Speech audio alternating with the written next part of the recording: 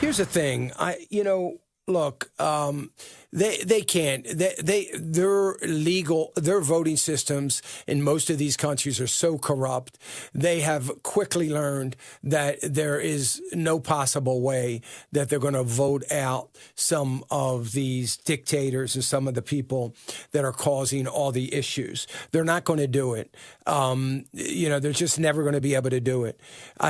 Look. It doesn't matter. We do help people. We want to help everybody. And the best way we could help people, and I wrote 4 articles on this during the Trump administration. And before President Trump came into office, I remember the first article I wrote on it. It was the end of November after the election was over, and he won that election, but he wasn't in office yet. And I said, if you're going to accomplish these economic things that you want to accomplish, the very first thing you have to do is create a new, revised legal immigration system.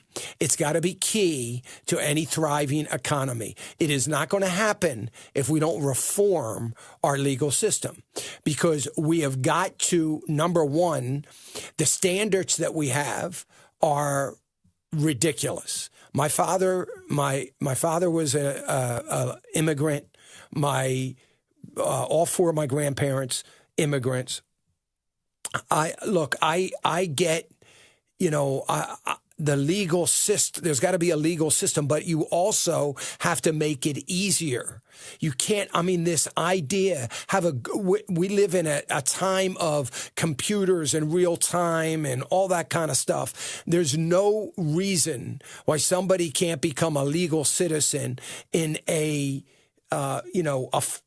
fair amount of time. Let them come here for 3 or 4 years, assimilate into the community, help them to do that, and make sure that they are vet them thoroughly before they're allowed to come in. There has to be a system like that. We can't have a system like that unless we have secure borders. When we only have certain entries and the rest of it is secure, then we can make that happen. But we don't have the will right now to make that happen. And that's a huge, huge problem. So now they had this open border policy, let them all come in, and now they want to do something about it. It's a little late. You wanted sanctuary cities. You got them. They've turned into tent cities and cardboard box cities. That's what they've turned into. Drug addicted people living off the streets and off crime. It is, but you wanted that. That's what you wanted. And that's what your Hollywood looks like now. That's what areas of New York City and Philadelphia and other cities that all want to be sanctuary cities. Now you're trying to figure out what to do about it. It doesn't work like that. There are unintended consequences to everything that anybody does, not anything that just government does. More so in government because they can't think outside the box even 2 weeks out.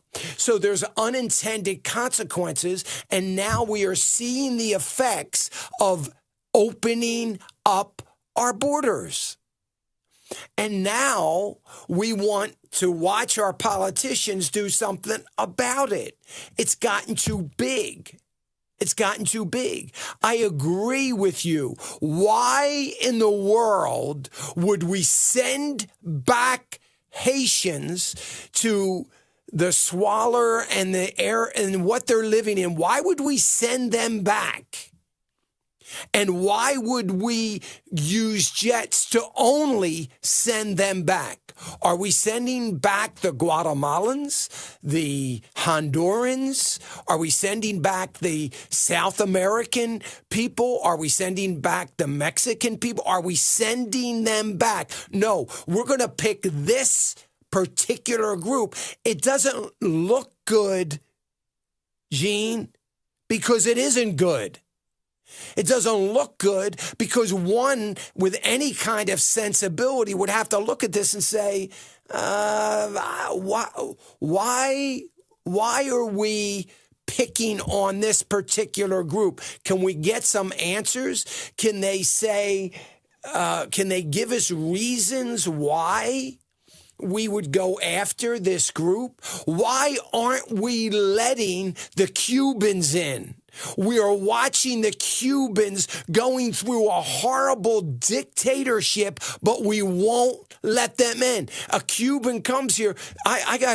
Somebody told me about their friend who was on a cruise ship.